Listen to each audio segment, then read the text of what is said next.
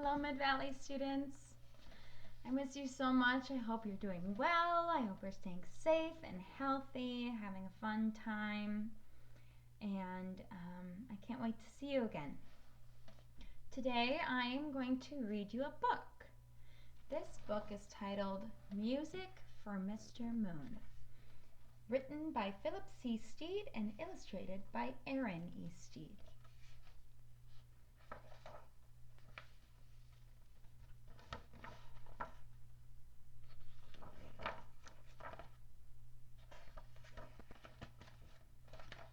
When Harriet Henry came down for dinner, her parents said, "Some day you will play your cello in a big orchestra. Won't that make you happy?" Harriet imagined crowds of people all dressed up like penguins.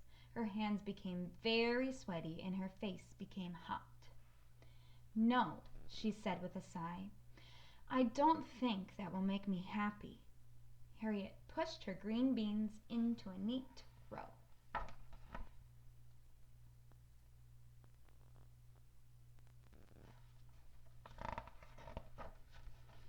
Then she closed her eyes and changed her parents into penguins. "May I excuse myself, please?" she asked. Harriet Henry did not want to play in a big orchestra. Harriet Henry wanted to play her cello alone.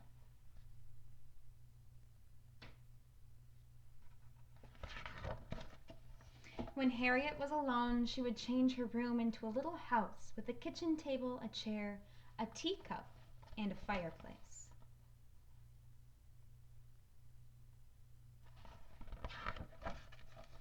And when everything was quiet and still, she would draw her bow. That's the bow right there that she draws across the strings. And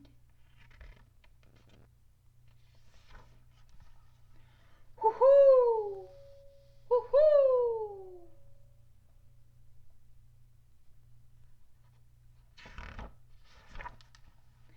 Harriet peeked her head out the window. "Please go away," she said. "I want to be alone." Then she sat back down, drew her bow, and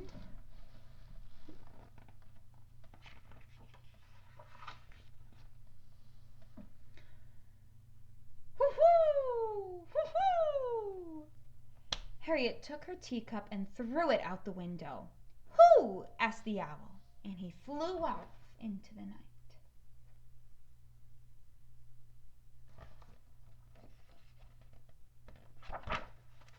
Harriet did not want to hurt the owl.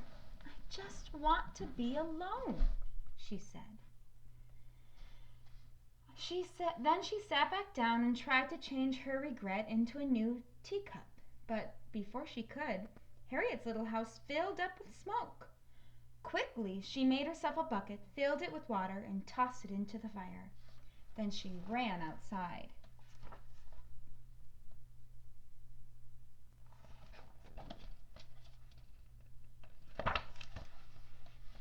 "Hello?"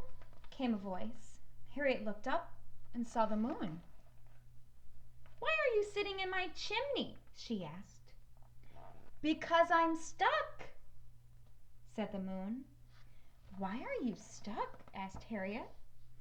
"Because," said the moon, "you hit me with your teacup and I fell from the sky." Harriet felt horrible. "I'm really sorry," she said. Then she made herself a ladder, climbed up to the roof, and pulled the moon out of her chimney.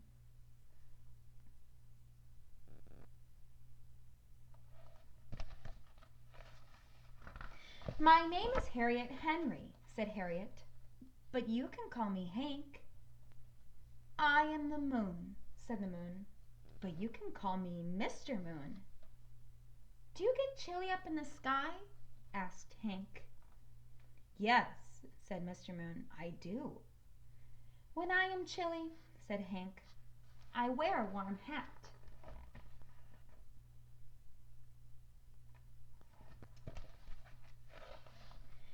Then Hank made herself a wagon. She pulled Mr. Moon through the neighborhood, past the lake and the broken street lamp, all the way to the hat maker.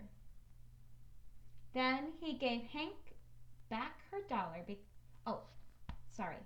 Mr. Moon would like a hat, said Hank. She pulled a dollar from her pocket. Mr. Moon may have any hat he likes, said the hat maker. Then he gave Hank back her dollar because once, when he was very young, he had fallen in love on a moonlit night. Mr. Moon chose the striped hat.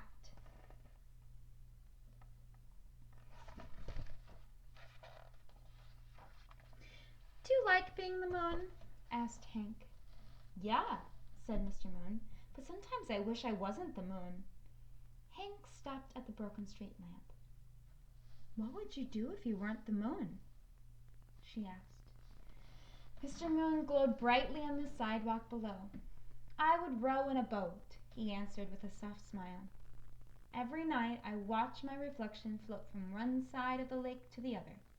Just once I'd like to float on the lake for real.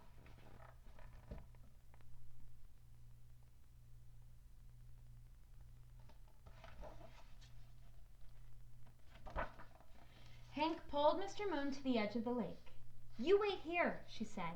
Then she went to knock on the fisherman's door. Mr. Moon would like to row in a boat, said Hank. She pulled a dollar from her pocket. Mr. Moon may borrow any boat he likes, said the fisherman.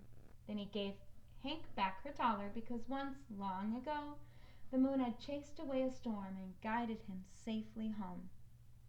Mr. Moon chose the red boat.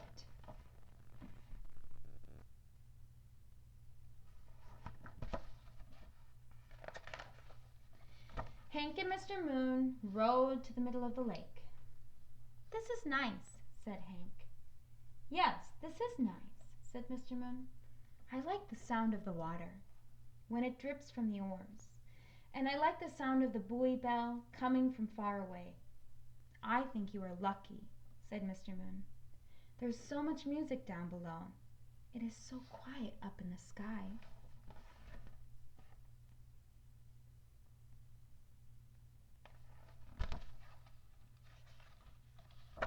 I think it is time for me to go back home, said Mr. Moon. He cast his cool light across the water without a sound. Will you come too and play your cello for me? Hank's hands became sweaty and her face became hot. I don't like to play for crowds, she said. But maybe if you close your eyes and promise not to cheer. I promise, said Mr. Moon.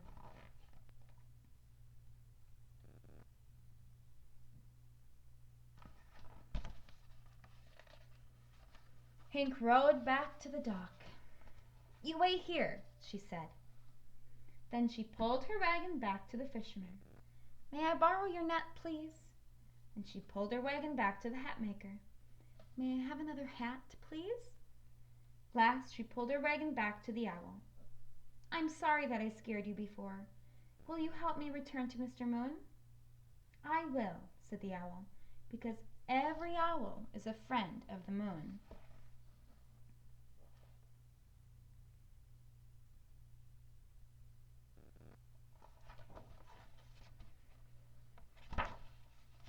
Then the owl collected every owl. Hank collected her cello.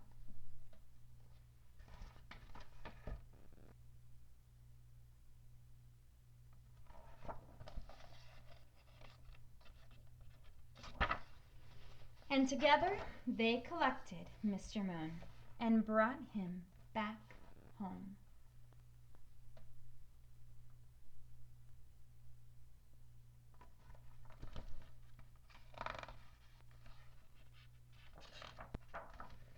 Thank you, owls, said Hank. And then, when everything was quiet and still, Hank drew her bow and played her music for no one but Mr. Moon.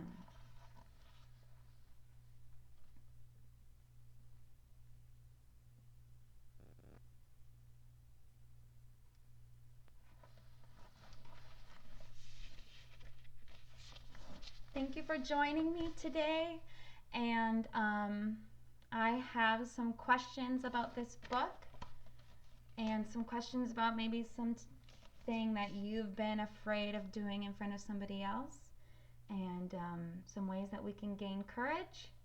I hope you're all doing well, and I'll also have a video so you can hear what an actual cello sounds like. Bye-bye.